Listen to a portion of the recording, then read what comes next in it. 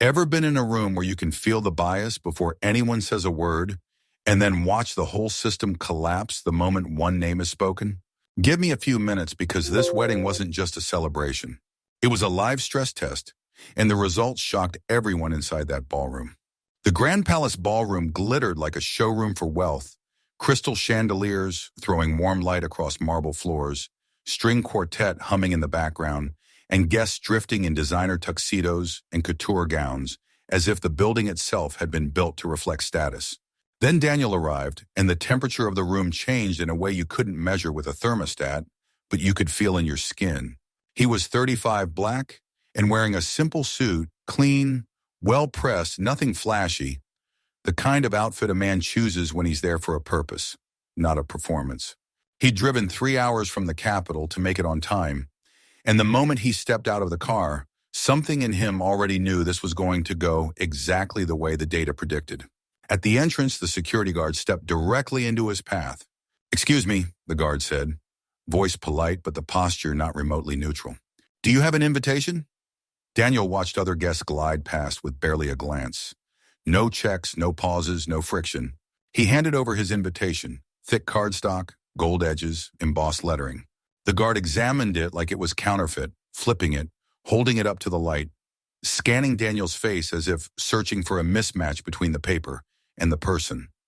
After an uncomfortable beat, the guard finally stepped aside. Daniel walked in, but the message was already delivered. "You're permitted, not welcomed." Inside, conversations stuttered as he passed. Heads turned, then turned away. Groups shifted subtly, creating empty bubbles of space around him like an invisible barrier. A gray-haired woman whispered to someone beside her, "Who is?" Remember him from the family. Daniel didn't flinch. He'd seen this pattern before. Social systems have their own version of access control, and the first line of defense is always plausible deniability. He found an open table near the back and moved to sit. A middle-aged woman swooped in fast with a tight smile. "Oh, I'm so sorry," she said, not sorry at all. "These seats are reserved for the groom's family." There were no place cards, no signage, no indication of anything reserved, just a human trying to enforce an unwritten rule. "Sure," Daniel said calmly, stepping away. He tried another table. Same routine, another same again. Each rejection came wrapped in fake courtesy and accompanied by curious looks and low whispers. After the third time, he settled into an isolated chair near the service exit, the kind of spot people forget exists unless they need someone out of sight. A waiter passed him multiple times with champagne flutes and never once offered him a glass. When Daniel finally raised a hand, the young attendant stammered, I need to check if we still have any available," then disappeared like a bad API call that times out when you finally request service. During the ceremony and reception, the exclusion wasn't loud, it was systematic. Warm greetings for everyone else, none for him. Group photos formed organically, but the circle never opened his way. Every micro-choice by every person added up to the same output. Keep him at the perimeter, keep him unintegrated, keep him not part of it. Daniel watched it the way a veteran engineer watches a failing process. No surprise, just noting how the failure propagates when nobody challenges it. Then the bride entered the hall, radiant in French lace, smiling, moving from cluster to cluster greeting guests. When her eyes met Daniel's, she stopped mid-step as if she'd hit an unexpected obstacle. Her face drained. For one brief moment, her expression wasn't joy or confusion. It was panic, raw and undeniable. She turned abruptly, murmured, "Excuse me," and walked in the opposite direction as if she hadn't seen him at all. Daniel caught the exact moment recognition hit her, and he also caught the next moment, the decision to pretend it didn't. Around him, people danced and laughed, oblivious. Daniel stayed alone, still, almost serene. But there was something in his eyes that didn't match loneliness. It was the calm of someone carrying information with a timestamp, waiting for the right trigger condition. If you've ever been on the receiving end of silent discrimination, you know there's a choice. React emotionally and become the story they want, or stay disciplined and let the system expose itself. Daniel did the second. When the DJ announced the godparents' dance and couples took the floor, Daniel tried to approach the bar for a drink. 3 middle-aged men shifted casually into a blocking formation, pretending to talk about investments while making sure he couldn't pass. Sorry, buddy, one said, without looking at him. We're kind of busy here. Their laughter wasn't friendly. It was a signal to the room. We can do this and nobody will stop us. Daniel backed away quietly, noting the coordination. Later, he tried to use the restroom. The line seemed to reorder itself every time he approached. Men arriving after him, sliding ahead while sudden conversations flared to block his path. After 20 minutes, Daniel abandoned it and stepped outside to the terrace for air. Under the cooler night sky, away from the ballroom's polished noise, he pulled out his phone and typed a short message. I'm here as expected. The reply came back almost immediately. Document everything, we need solid evidence. Daniel's thumbs moved with calm precision. They're outdoing themselves. He pocketed the phone, then noticed, too late, that the bride's mother had been watching him from a window. Mrs. Coleman stormed onto the terrace like a commander, arriving to restore order. Excuse me, young man, she snapped, voice sharp enough to cut. This is a private event. Alone. Her eyes swept him head to toe, hunting for flaws, coming up empty because Daniel's appearance was deliberately impeccable. I'm just getting some fresh air, Daniel replied, steady. Fresh air? Mrs. Coleman laughed like he'd said something ridiculous. Listen carefully. I don't know how you got invitation, but I suggest you disappear before my husband calls real security. We know everyone in this town and you do not belong in our circle. The last phrase carried the kind of coded venom people use when they want to be cruel without being explicit. Daniel didn't move. His hands stayed relaxed at his sides. I understand your concern, he said. Your concern? Her voice rose. My daughter is having the most important day of her life, and I won't allow it to be ruined by people like you.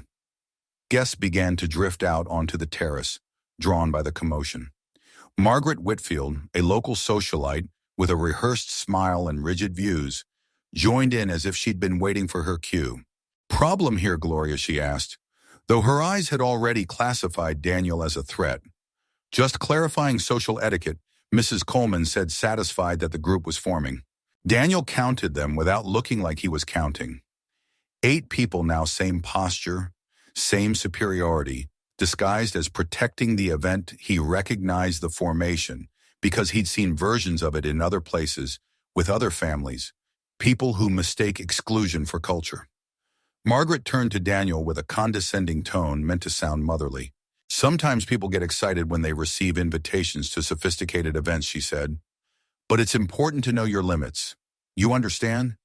Before Daniel could reply, the groom appeared on the terrace looking for his mother-in-law. Robert Coleman, Jr., heir to an insurance dynasty, stopped when he saw the scene. Mom, what's going on? Nothing, dear Mrs. Coleman replied quickly. Just advising this young man on propriety. Daniel longer than most had. Confusion, then discomfort. I know you from somewhere, he said, frowning. Daniel met his eyes calm and direct, and Robert took a small step back without knowing why. I don't think we've met, Daniel answered evenly. Are you sure? Robert pressed, scanning his memory. Mrs. Coleman cut in fast. Robert, you need to get back inside. We'll handle this. Daniel had seen enough. The flicker of recognition in Robert's eyes. Mrs. Coleman's sudden urgency. Margaret's tiny retreat when she sensed something shifting. Daniel turned as if to leave, keeping his voice polite. I don't want to cause misunderstandings. As he walked back in, he heard Mrs. Coleman whisper to Margaret, I need to talk to Amanda immediately. If she invited this person, we need to know why. Daniel heard every word. People reveal more when they think they're safe.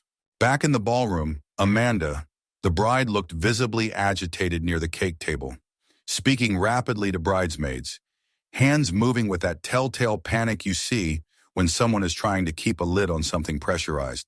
When a friend discreetly pointed toward Daniel, Amanda shook her head hard, like she was denying the existence of a fire while smoke filled the room. The photographer approached Daniel, camera in hand, and said with a rehearsed smile, Would you mind stepping aside? I'm trying to capture the event without visual interference. Daniel repeated the phrase softly. Visual interference. The photographer, emboldened by the room's bias, added, You know, people who don't fit the aesthetics. Daniel smiled for the first time all night. It wasn't friendly. It was the expression of a man watching a system confess on its own. What none of them understood was that Daniel wasn't there as a victim. He was there as a witness. Quiet, methodical, documenting. While Amanda hid behind a pillar whenever their eyes met, Daniel slipped a small recorder from his pocket, compact, high fidelity, designed to capture speech even under loud music. "Test," he murmured, barely audible. The levels were perfect. His phone vibrated. "How are things there, David?" Daniel typed back exactly as expected. "Maybe worse." David's reply came fast. "Keep documenting. We need solid evidence for Monday." Daniel's thumb tapped.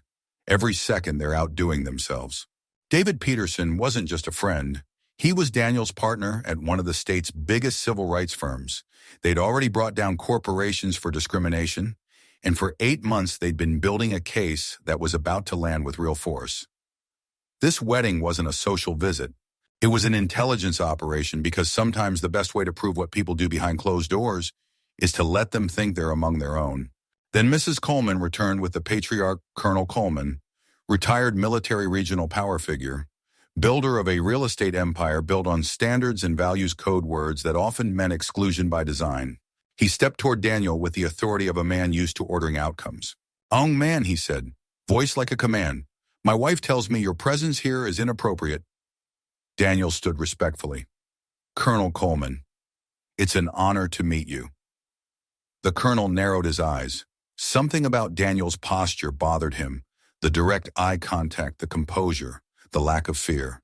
"Honor," the colonel repeated with disdain. "Honor is earned through service and contribution, not by meddling where you don't belong." Daniel's reply was calm, articulate. "I understand your perspective, sir." That threw the colonel slightly off balance.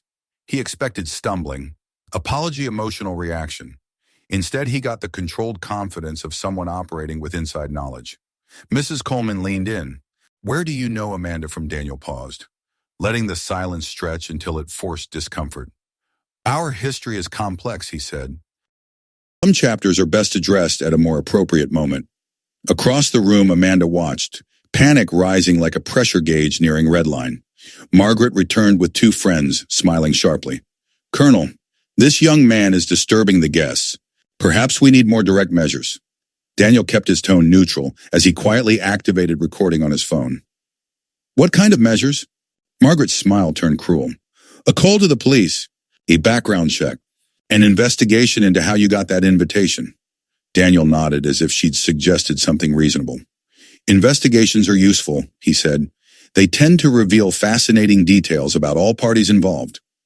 The group began to feel it. Something wrong with the way he didn't get rattled. It was as if he wasn't being insulted at all, just collecting data points.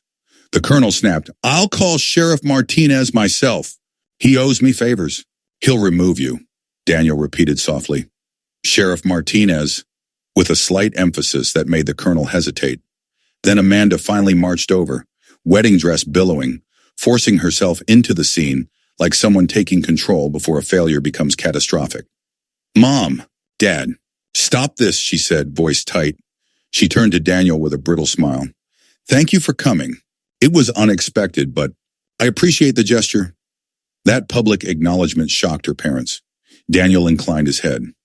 "Amanda, congratulations. I hope it's everything you deserve." The word deserve landed with weight. Amanda flinched.